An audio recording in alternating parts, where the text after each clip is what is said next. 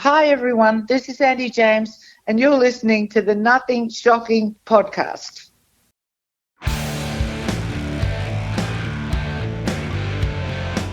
Want to know what's going on in the world of music? Then tune in to the Nothing Shocking podcast, a non-genre based, all ages friendly rock and roll program. Join us weekly for interviews with all your favorite rock stars from the mainstream to the underground. You can find us at nothingshocking.libsyn.com or anywhere you download podcasts.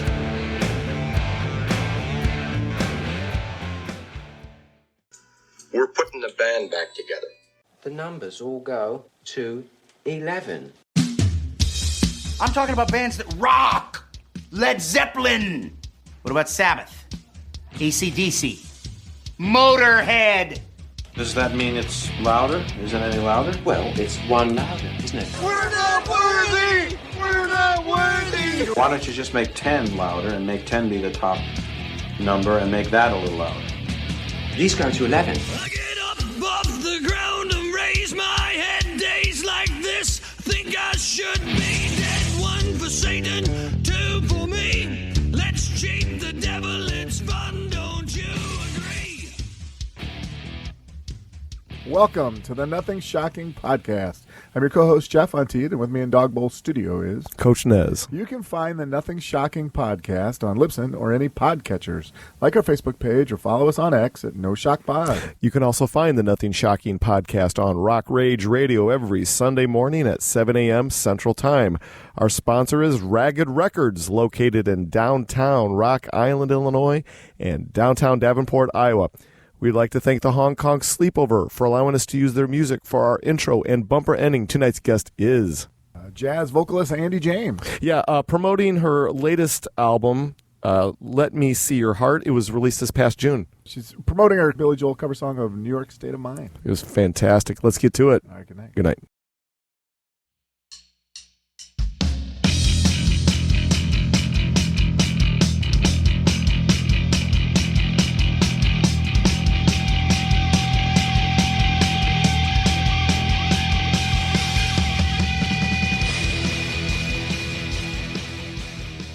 Andy, welcome to the Nothing Shocking podcast. I'd like to introduce you, my co-host, Jeff Untied. Andy, thanks for joining us tonight. Thank you for having me. Yeah, we're so excited to have you. So let's get right into this. This past June, you released your latest album, Let Me See Your Heart. Can you give our listeners an insight to the creative process for this new endeavor? Well, yes, of course. Myself, Piero Potter, and Jon Cowherd, we wrote some songs together for this album. I usually get a melody and a lyric together, and then Piero Potter, who's my better half and my producer and my songwriter as well, he will mold it into a lead sheet, and then we'll send that to Jon Cowherd, and he will make it into a more cohesive score. And then we come up with songs. We actually have like 12 original songs on that album. Oh, very good. Recently, you also released a single for New York State of Mind. Can you talk a little bit about covering that Billy Joel classic? Well, we had to do Billy Joel's I just had to do it. I've always wanted to do that song. It's such a wonderful song. And the guys were really encouraging to do that song because they liked it too. So we recorded at the power station in New York, so that was fun as well. You know, when you cover a classic like New York State of Mind and you put your own spin on it, you kind of make it your own. Talk a little bit more about that transition of covering a classic and putting that twist on it to where it's a Andy James song. Well, I think of the song as you just get a sort of the inside of what the song is, and then you kind of just chip away to find your own feel in that particular song, if you know what I mean. It's hard to describe. You talked about the Jon Cowherd Sextet. Can you talk a little bit about the other band members that you have working on the album with your interaction with them? Oh, they're wonderful musicians. They're all Alex Acuna, Chico Pinheiro, who's a wonderful Brazilian guitar player who plays a bit of flamenco as well. John Beasley, he's worked with Miles Davis, and he's a wonderful B3 player as well as pianist, arranger. He has the Monkestra, a large band that he has been touring for a long time. John Ellis, who's a fantastic bass clarinet player. I love bass clarinet. Plays tenor sax as well. So. Very good. I mean, this band is an all-star band of sorts. What was the recruitment process to get all these guys on board at the same time with it to create this album? Well, that's another great question. They also played with me on other albums. Like I worked with John Patitucci on Rhythm in New York, and I met John Beasley through that, and I met Jon Cowherd through that as well. So we kind of they worked together. And I was lucky enough to meet them, and then we all started working together in different things, and so that's how it happened. Oh, very good. As we are winding down 2024 here, what plans do you have in 2025 when it comes to supporting this new album, touring, live shows? What's going to happen here in the next year? We're touring Europe. Oh, okay. And how extensive are we talking the tour is going to be for you? We're actually touring Europe and New York City, and we'll do some work in Los Angeles as well and South America. So I'm not exactly sure how long it's going to be, but it'd probably be, a week or two in each place, or a bit less, couple of months. Oh, very good. I just saw on your website that I think back in October you just had a couple shows, maybe 2 in Italy and 1 in France. Can you give our listeners kind of an insight to one of your recent shows? We did a festival in Montalcino, and which was really great fun. We did a video for Photograph, which is one of the songs on the album, one of my favorite songs that I've been listening to since I was a little girl. And we also did Let's Talk of Love as well at Eugenio Rube's club in Rome, which is the name of the club is Alexander Platz Jazz. So yeah, we did that, which was great fun. And then we went to Paris as well, so it was good. Oh, fantastic. It was great fun. Oh, absolutely. So, you're working on a new flamenco jazz vocal project. What can you tell us, our listeners, about this new endeavor? When can your fans expect this project to be released? Can you give us some more details about it? Well, Happy People is an album that's been many years in the making. That is, in my mind, it's a flamenco jazz original album. And it contains a lifetime of rhythms and musical styles, because I was a flamenco dancer for many years with my husband, and we toured Europe and we toured the world, and we were together for a long time doing that. And it's a bit of a flow on from what Chick Corea was doing with the Spanish Heart Band, with my own original touch and our own original touches. And it has moods of the Sole a Popularias, which is 12/8, and with an original song there called I Don't Know How to Love You. And it also has the tangos, which is the title track, Happy People. So very good. It's going to have 14 vocal and 2 instrumental tracks. Also has Besame Mucho, which is sort of course, a classic that I absolutely love, which I'll sing in Spanish. Excellent. Can you talk a little bit about that transition from going from flamenco dancer to a jazz singer? Is that something you always wanted to do, or is it just an opportunity that came up and you're like, let's see what happens? Well, I used to sing with my mother when I was a little girl. She was a jazz singer, so I always loved jazz. Yeah. And while I was in Europe, a lot of the jazz guys used to come around because they worked with Paco de Lucia, a very famous guitar player in Europe, and also Chick Corea, of course. Yeah. So it was a transition I'd wanted to do for years.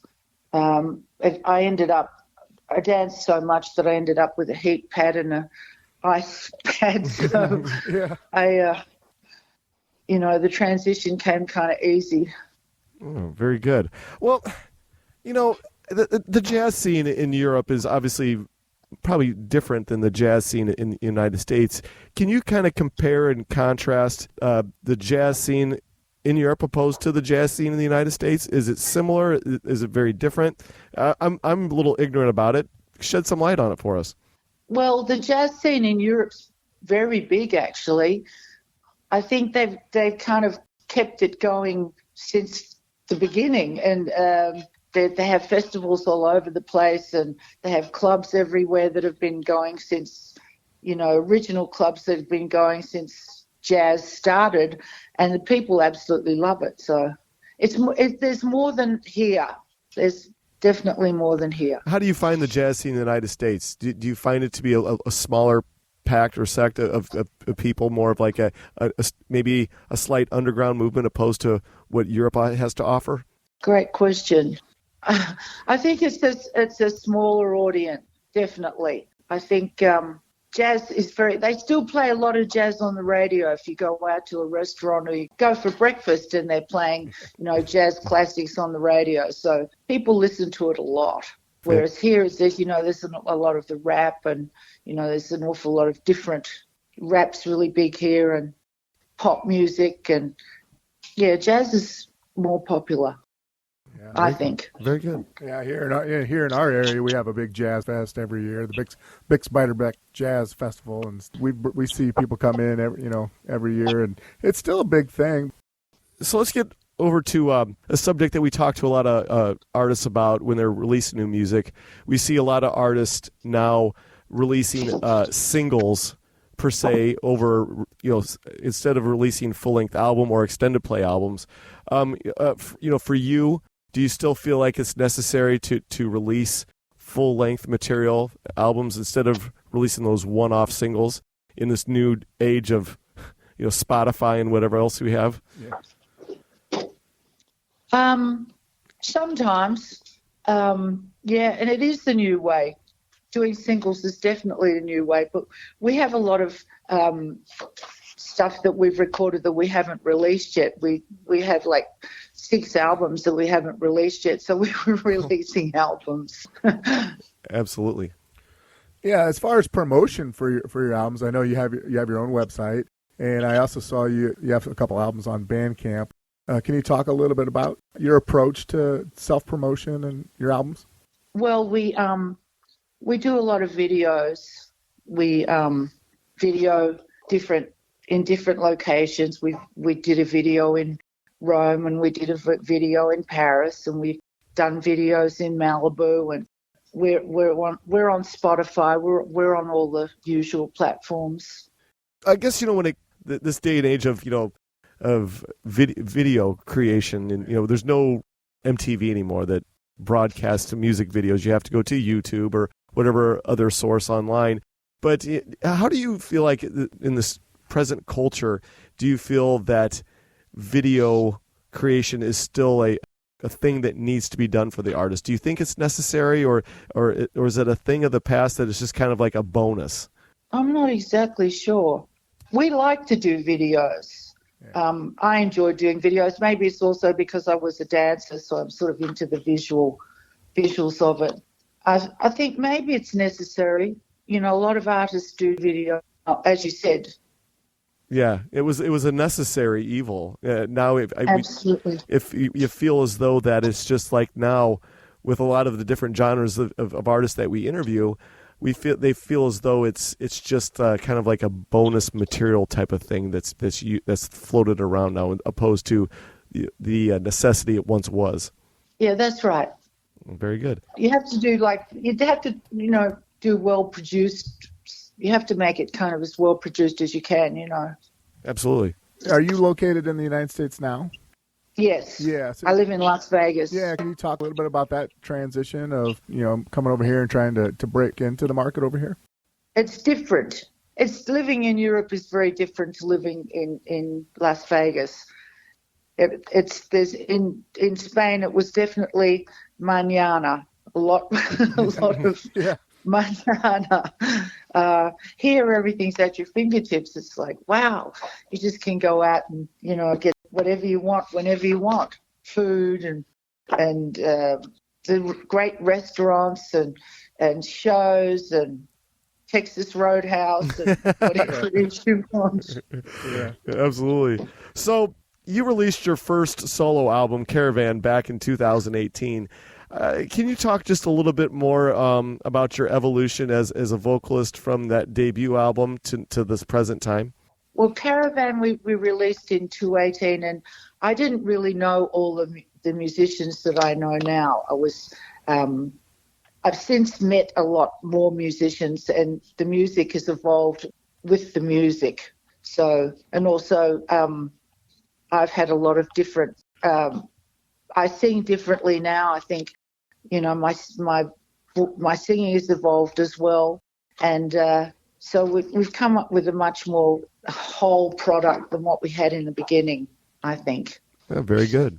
Well, I guess my last question for you is, Jeff had touched upon your time as a flamenco dancer, but can you just talk a little bit more about that transition from dancer to vocalist, the trials and tribulations of making a big career move like that, of saying, hey, I'm giving up one and going to another? Was it how, I guess, trying was it for you? Well, giving up dancing is difficult because dancing is there's so much adrenaline rush, and it's such a kind of it kind of makes you high in a way. Dancing, it's a feel good thing. So I found that when I stopped dancing, I didn't sleep very well. And the singing just feels fantastic. So it was a great thing to go back to. I just missed it so much anyway. But dancing it's also painful too. I had injuries, and you can't really do it forever, I don't think. Well, I couldn't anyway. So that's what it was like. And also I moved from Madrid to here, so I actually was kind of had enough of Madrid at that stage. As far as a self-satisfaction goes, do you get as much satisfaction in your career as a singer vocalist opposed to that of a professional dancer? Is the satisfaction in performing still the same for you? Oh yes, definitely. I actually do a bit of dancing in the show too. I don't kind of sit around. I'm not the performer that sits there. I kind of move around all the time. I think they think I'm crazy. Oh, very good. But yes, I move a lot. We do a bit of flamenco in the show, and now my husband, producer, who I danced with for years, Piero Pata, he's been coming and dancing in the show as well. So, and we have a flamenco guitarist in the next album that I worked with back in when I was a flamenco dancer, Canito Suarez. So we'll probably be doing a bit more flamenco in the show as well. Yeah, very good. Well, okay, so I do have one last question for you. It sounds like, as we're interviewing right now, that you're cooking something delicious. What are you cooking right now? Ribs. Ah, fantastic. Seriously. Very good. Well, we're out of our allotted time for the evening. Is there anything that we left off tonight that you would like to plug or promote? No, everything was great. You were great. Fantastic. Well, this is how things are going to work out. Once Jeff, the editing wizard over here, gets everything cleaned up, he's going to make us sound like $1 million. Sound good? Fantastic. Yeah. Thank you so much. Andy, thank you so much. It was an honor to have you on tonight. Thank you very much. It was an honor to be here. Take care. Good night. Thank you. You too.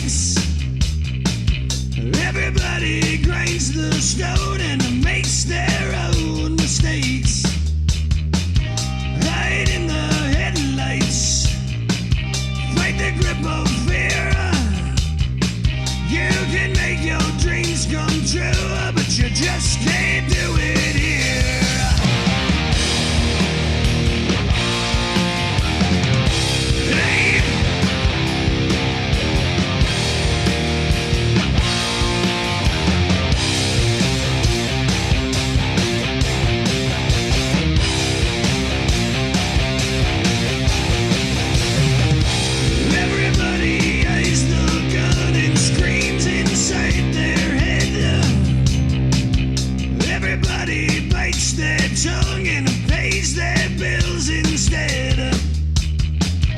Hide in the spotlights, fight the grip of death. You can have the air you need, but you best not take one breath.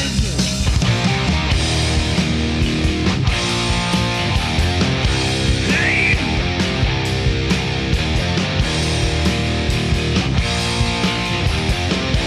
Roll the dice.